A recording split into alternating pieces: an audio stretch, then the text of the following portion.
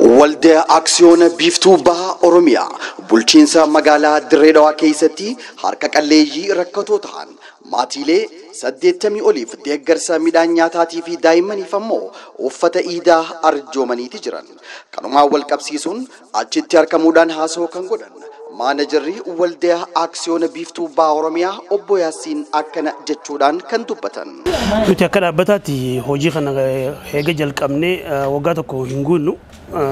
Amma kan jalqabne yeroo baay'een turre ta'ellee garuu hawaasa kana cinaa dhaabbannee diinagdee kan deeggaruu waan yoo ta'e kufaatiin hawaliinii ta'a waan ta'eef yataamaa fi harka qalleeyyii kana cinaa dhaabbachuudhaaf murteessineeti kan sagantaa kana qopheessine dhaabbannooti bilaarratti illee akkasumatti fakkeenya kana godhachuudhaan sagantoota akkanaa kana qopheessine hedduu murteessaa akka ta'e beekanii jechuudha hawaasa cinaa akka dhaabbatan yaada ijoon dhaamsa kana dabarsuu barbaada. Ittiyaanan kantiibaa bulchiinsa Direwood kabajamoo obbo Kadir Jawaariis iddoo sanitti argamuun haasawaa godhaniin gargaarsi kun jamaa mustaqbalii fi waldaa aksiyoona Biftuu Bahaa Oromiyaatiin qophaa'uu isaatiin gammachuu qaban ibsaatii fi galateeffachaa dhaamsa qabaniis ibsaniiti kan turan. Arraan tana iddoon itti argamne egaa keessaafuu jamaa mustaqbalii fi akkasumatti illee Biftuu Bahaa Oromiyaa obboleeyyan keenya warra jimaa ergu arraan tana yatiima yookaanis warra harka qalleeyyitii jamaa mustaqbalaa wajji ta'uudhaan huccuu iidaa akkasumatti illee waan soomana itti bahan gargaarsa godhuudhaan maqaa kiyyaan akka uummata muslimaatii fi akkasumatti illee maqaa bulchiinsaatiin hedduun isaan galatoomfachuu barbaada. Hojiin ammaan tana hojjetamaa jiru alhamdulillaahi gargaarsi akkanaa rakkatee rakkataa keenya furuudha. Waan nyaatu hin qabnes, uffata hin qabnes akkasumatti aadaa kana godhatanii haala kana keessaafuu itti yaadanii Biftuun Bahaa Oromiyaa barana waggaa takka hojii kana eegalee akka bulchiinsaattis quba qabna. Haa ta'u ammoo hojii isaan hojjetan keessaa tirfammaa yookaanis haala harkatan odoon tahin akka muslimaatti akka muslimaa eeguudhaan waqtiin as deemu waqtii iidaa keessaafuu ammaan tana dhukkuba koovidii kana wajji wal qabatee biyya teenya miidhaa jira namuu diinagdeenis qaqallachaa jirti ummanni islaamaatis dhukkuba kanarraa if eegee hanga danda'utti if hoggomsa godhee obboleeyyan isaatiifis jiraachuu qaba ummata isaatiifis jiraachuu qaba tanaafuu maqaa irra deebi'ee jechuudha.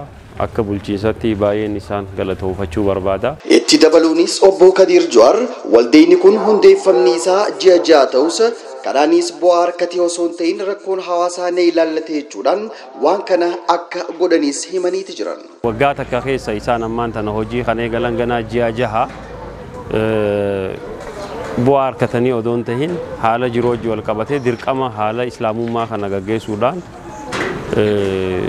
صدقة خنّتشو ربي برتي سبلا الصدقة تطفئ البلاء وتزيد البركة جاء شريعة القرآن خيساس نمجرا هاتو هموجين ور ربين اتخنّي قبينيا ساني أدو قبني قبينيا ساني خنا الرئيس زكاة ورّي باسو دلاج جرا ورّي مسلمة أبوتي قبينيا دلاج جرا أجري أكنا تنا صدقة جارية هذا يو بليان كينيا نمو وان كبورا أكا منق الله هنتاني akka iida kana gammachuun dabarsan ijoollee daa'imman dilaatu jira akkasumatti illee warra hawwan harka qalleeyyitii waan nyaatan illee warra hin qabne jira tanaafuu asirra obboleeyyan keenya arraan tana dura ta'an Biftuu Bahaa Oromiyaa obbo Yaasiin waan kana haala kana mijjeessuudhaan qindeessuudhaan gargaarsa isaan godhan kana maqaa uummata muslimaatii fi akka maqaa bulchiinsatti isaan galatoomfachaa tola ooltummaa kanatti illee namni silaa wal saamuu qaba wal dorgomuu qaba asirratti illee wal gargaaruu qaba tanaafuu gaa rabbiin laaffisee fi obboleeyyan keenya abbootii qabeenyaa ni jiran rabbiin itti kennee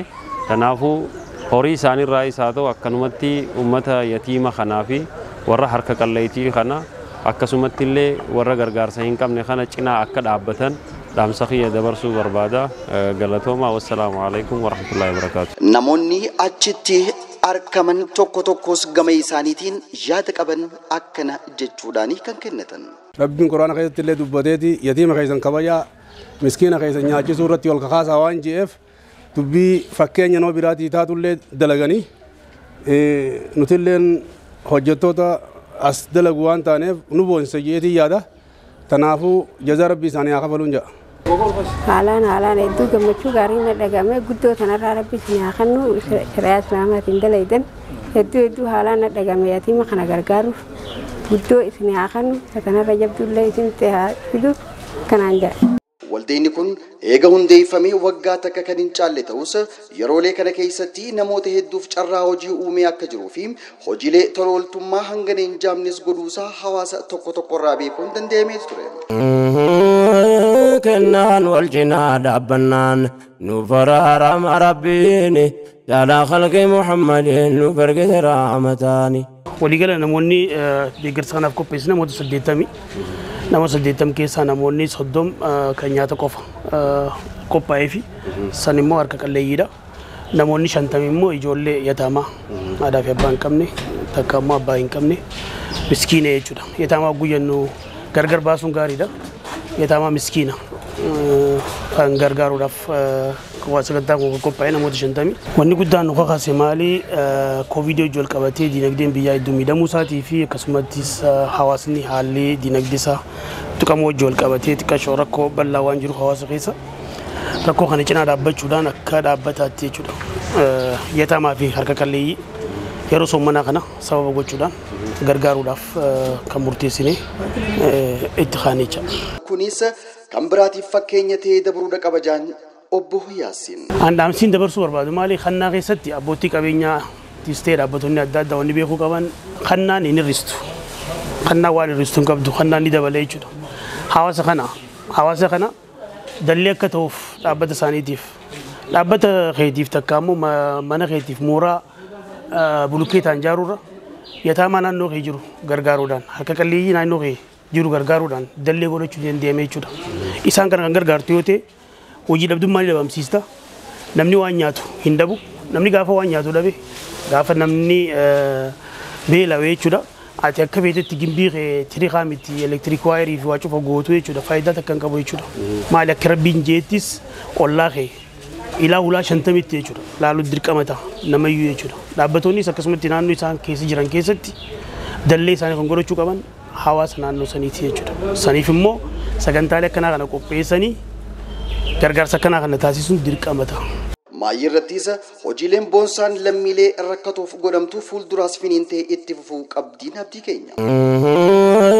Kennaan wal cinaa dhaabbannaan nu faraarama rabbiin jaalaa khalqii Muhammadin nu bargate raamataani.